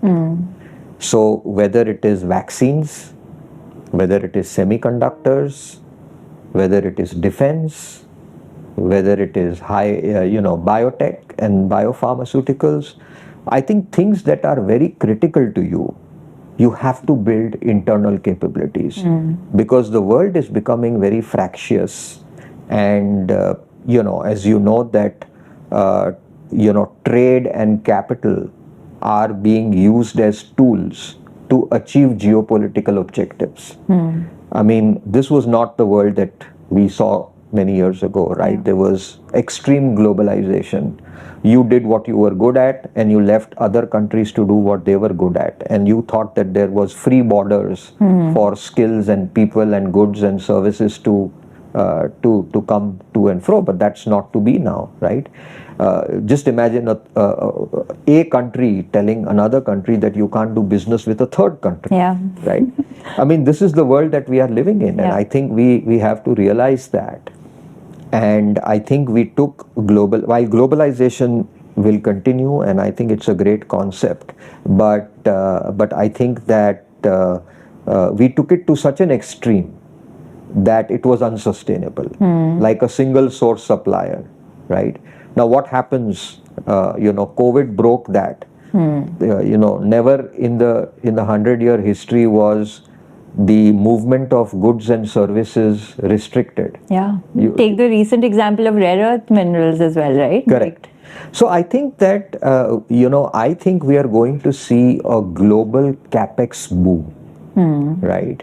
Whether it is in defense, whether it is in critical minerals, whether it is in semiconductors, electronics, AI, I think that people and countries have realized that you need to build certain foundational capabilities, and you cannot be dependent on anybody else to do that. And that is going to start a whole new cycle of opportunities for investors as well, and entrepreneurs to build out these capabilities. Yeah, because the shift in changing world order is very obvious, right? Like it is moving towards very, very country specific, independent. And it's not new, right? I mean, you remember a time when we had to beg the US for imports of wheat. And then the whole green revolution started and said we have to be self-sufficient in food because food is so foundational. I tell a lot of even my overseas investors that, had India not had the ability to develop and manufacture its own vaccine, how difficult it would have been to get this country up and running. True. During COVID. How do you vaccinate 1.4 billion people using imported vaccines? First of all, somebody would have not given it to you because they would have said, first I need to give it to my own population. Which was happening too. Correct. Right? You stand in the line. And secondly, it could have been prohibitively expensive. And because we are so lucky that we are born in India and that some of our scientists and leading companies were able to develop and manufacture our own vaccine, that we were able to stand up on our own feet, because there were 6 vaccines in the world, 2 American, 1 Chinese, 1 Russian and 2 Indian. That's it. Yeah, because this again, I'll go back to the same budget day and then the trade deals announcement, because there were some market veterans again like Madhu Kela, Vijay Kedia. On budget day, they were very, very disappointed because of the STT. But then the following day when they came on, they sort of hinted on the fact that there is an overall rally expected, or a new bull run is about to start, where there are pockets of expensive stocks, but then this is a market where you can win by stock selection. Any point of view on the overall where we are currently? Look, I mean, I think kabhi khushi kabhi gum. That's what happens in our markets, right? And I think that there was, I think it so happened during the budget day was that I think investors were looking for some good news to kind of hold on to, like the last straw.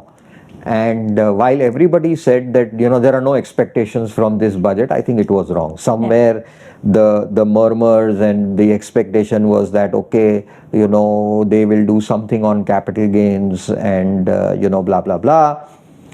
And then you suddenly find that STT has been increased. So it's just that you are so frustrated, and the markets have been in a sideways and corrective for the last 15 months. You've been badgered by saying that you're the worst performing market in the world, you're the worst performing currency in the world, you've not even signed a trade deal with the US, and like everybody's shoulders are down and theek hai, we are expensive, and there is constant badgering because there is always somebody to tell you something about what's wrong with your market, right? True. So I think it was just a it's like the final nail in the coffin. Kuch bhi ho nahi raha hai, and then finally you increase the STT, and I think it was a little bit of that reaction.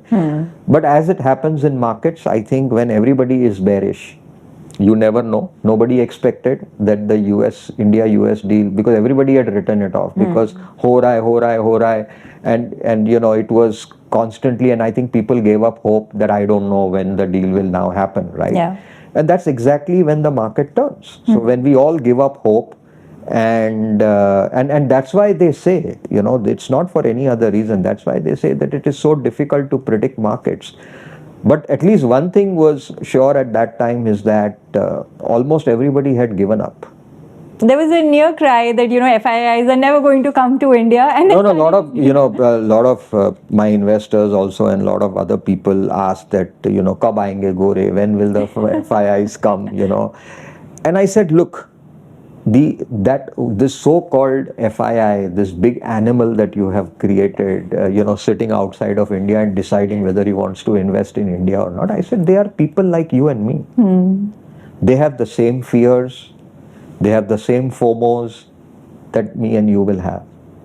I remember in 2021 when I used to go to the US and speak to all the allocators, and they would tell me China is an uninvestable market. I will not invest in China, and they were pulling out money out of China in droves. But last year they started putting money back into India. So all of this can change. There is no such thing that FI will never come in India, they will always sell.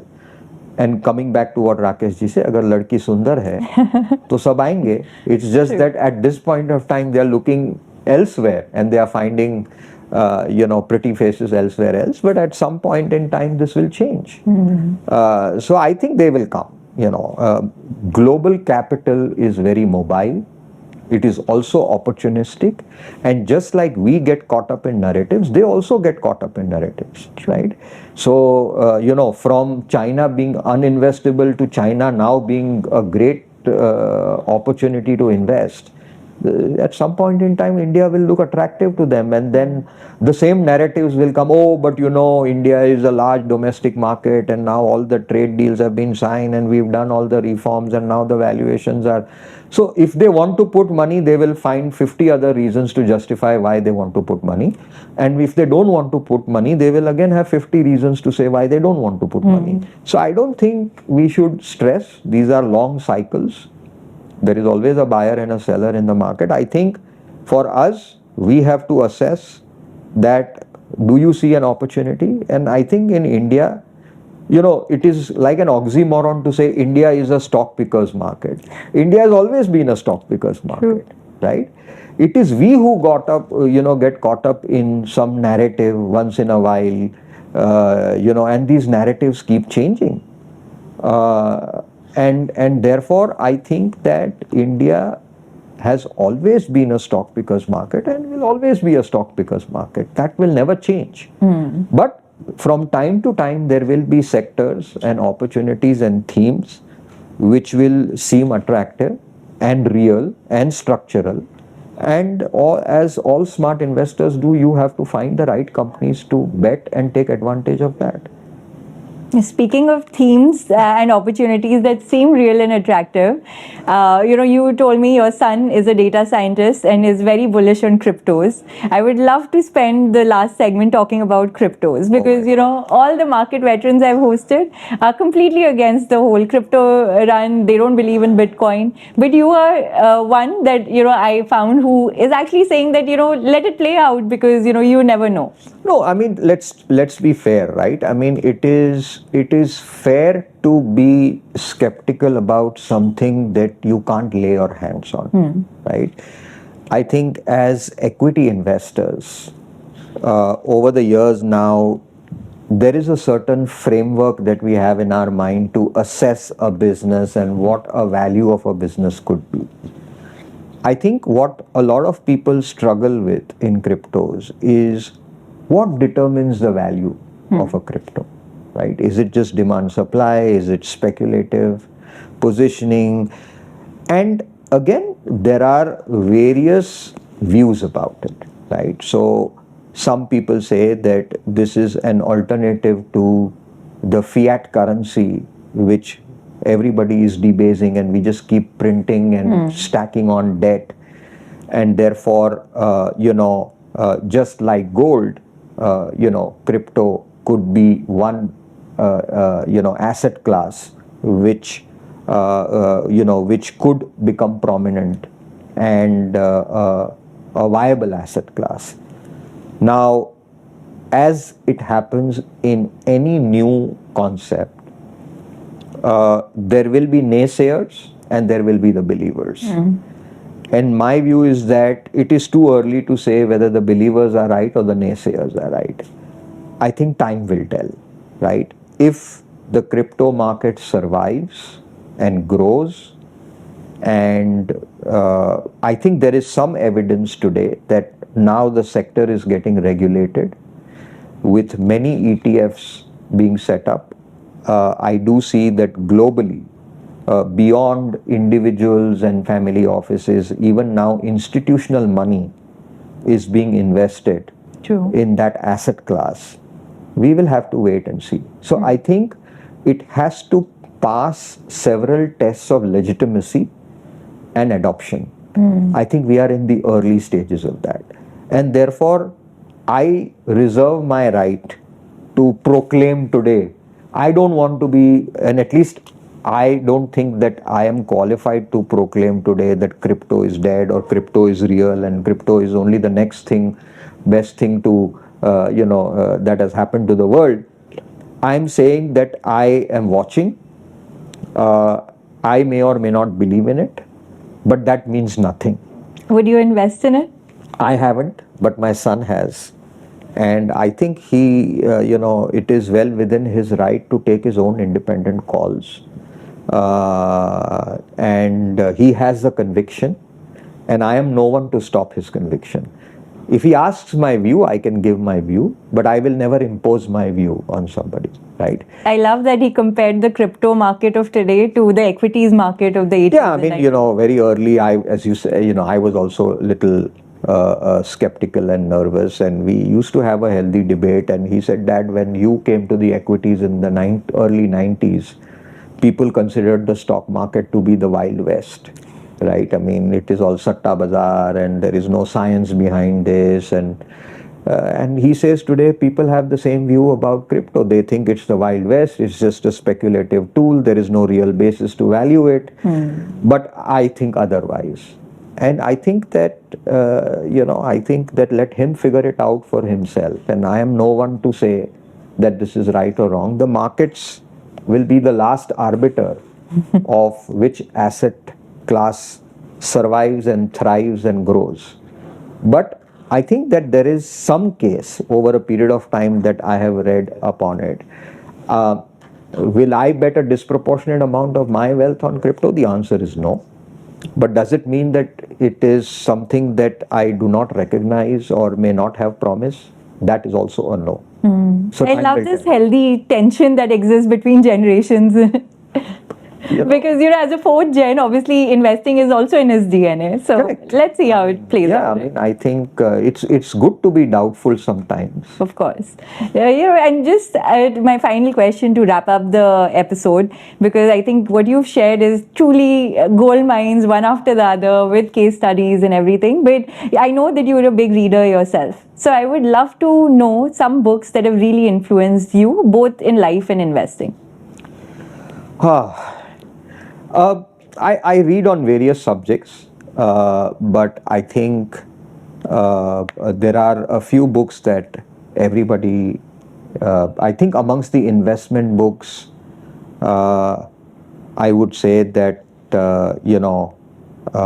Peter Lynch's One Up on Wall Street obviously had a big impression.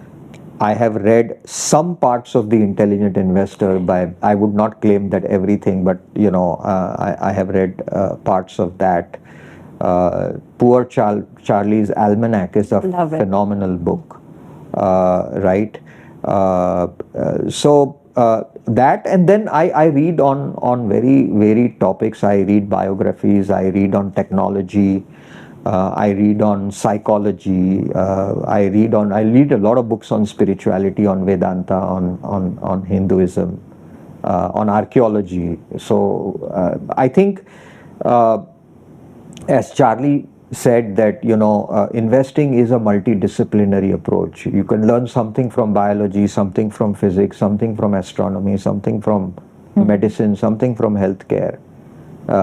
It's you never know what clicks where, and you read a lot, and you read about the smartest people. That's the best way to get educated, in my view.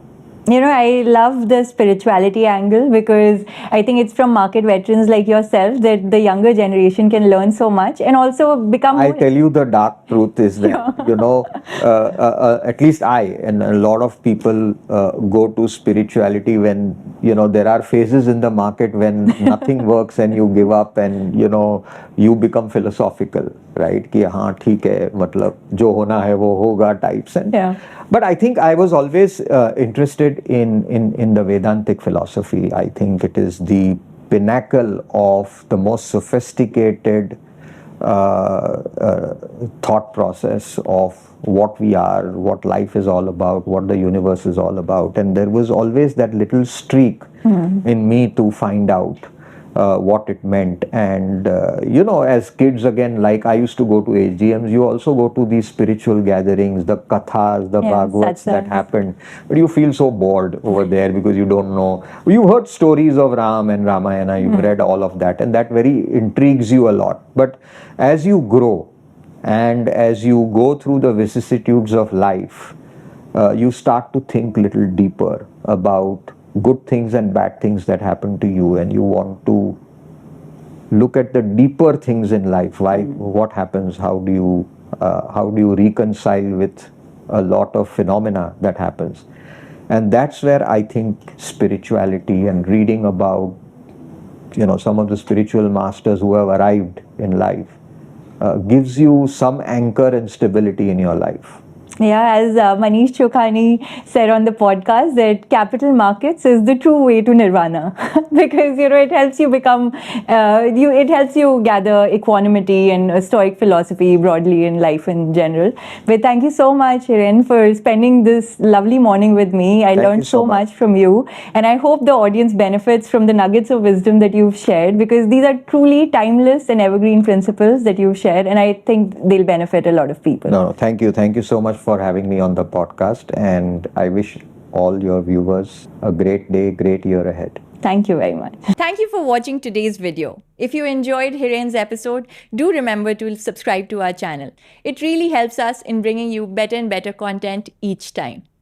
Hiren's timeless and evergreen principles will always stay with me. I learned so much from this enriching conversation that spanned public markets, equities, sectors, and stock analysis, but also cryptos and spirituality.